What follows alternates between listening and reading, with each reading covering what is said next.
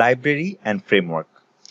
So library আর framework হচ্ছে অন্যের লেখা কোড যেটা আমি রিইউজ করতে পারবো। সো এগুলো কেন লেখা হয়? অনেক সময় কোনো অ্যাপ ডেভেলপমেন্টের সময় কিছু কমন প্রবলেম দেখা যায় বা কিছু কমন টাস্ক আমাদের পারফর্ম করতে হয়, যেগুলো হচ্ছে ফ্রিকুয়েন্টলি আমাদের করতে থাকতে হয়। সো সেই জন্য আমরা যদি লাইব্রেরি আর ফ্রেমওয়ার্ক ইউজ করি, যেগুলো অলরেডি মানুষ সলভ করে দিয়ে গেছে, সেগুলো ইউজ করলে আমি অনেক কম সময়ে অনেক টাস্ক সলভ করে ফেলতে পারি।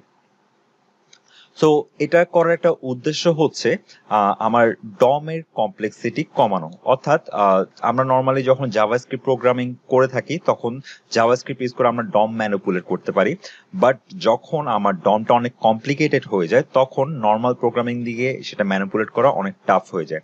সো আমরা যদি কোনো ফ্রেমওয়ার্ক বা লাইব্রেরি ইউজ করে থাকি সেটা অনেক ইজিলি সলভ করা যায়। লাইব্রেরি আর ফ্রেমওয়ার্ক আমাদের ড্রাই কোডিং এ হেল্প করে।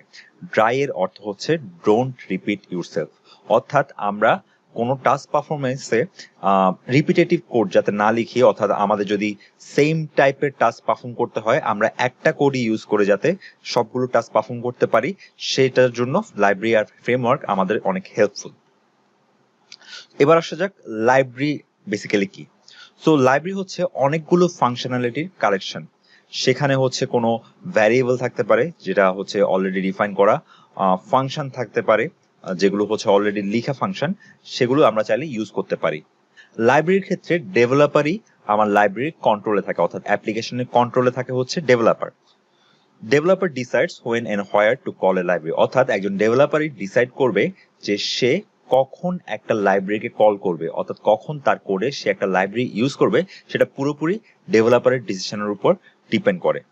সো এরকম একটা এক্সাম্পল হচ্ছে jQuery, যেটা জাভাস্ক্রিপ্টের একটা লাইব্রেরি। এবার আমরা ফ্রেমওয়ার্ক নিয়ে কথা বলি। সো ফ্রেমওয়ার্কের ডেফিনেশন আমরা দেখতে পাই abstraction in which software provides generic functionality, অর্থাৎ ফ্রেমওয়ার্ক আমাদের পুরো সফটওয়্যারের একটা স্ট্রাকচার দাঁড় করিয়ে দেয় অলরেডি, যেটা আমার কিছু নর্মাল ফাংশনালিটি কিছু কমন ফাংশনালিটির উপর ডিপেন্ড করে এবং ওইটার উপর আমাদের কাজ করা লাগে।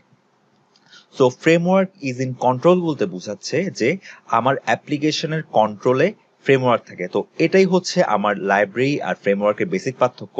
লাইব্রেরি যখন আমরা ইউজ করি তখন কন্ট্রোলে থাকে একজন ডেভেলপার, আর ফ্রেমওয়ার্ক যখন ইউজ করি তখন কন্ট্রোলটা ফ্রেমওয়ার্কের হাতে চলে যায়, তখন ডেভেলপার অ্যাপ্লিকেশনের ফ্লো বা অ্যাপ্লিকেশনের আর্কিটেকচারটা কন্ট্রোল করে না। ফ্রেমওয়ার্ক টেলস ডেভেলপার হয় টু পুট এ কোড, অর্থাৎ ফ্রেমওয়ার্কই স্টেপ বাই স্টেপ একজন ডেভেলপারকে গাইড করে যে সে তার কোডটা কোথায় প্লেস করবে এবং কিভাবে প্লেস করবে। সো ফ্রেমওয়ার্কের কয়েকটা এক্সাম্পল হচ্ছে জাভাস্ক্রিপ্টের এম্বার আর অ্যাঙ্গুলার। সো এখানে আমরা জাভাস্ক্রিপ্টের কিছু ফ্রেমওয়ার্ক আর লাইব্রেরি দেখতে পাচ্ছি। আমরা Ember, React, Mercury, Angular, Knockout, Vue, Aurelia, Polymer, এগুলো সবগুলো হচ্ছে জাভাস্ক্রিপ্টের কিছু ফ্রেমওয়ার্ক আর লাইব্রেরি।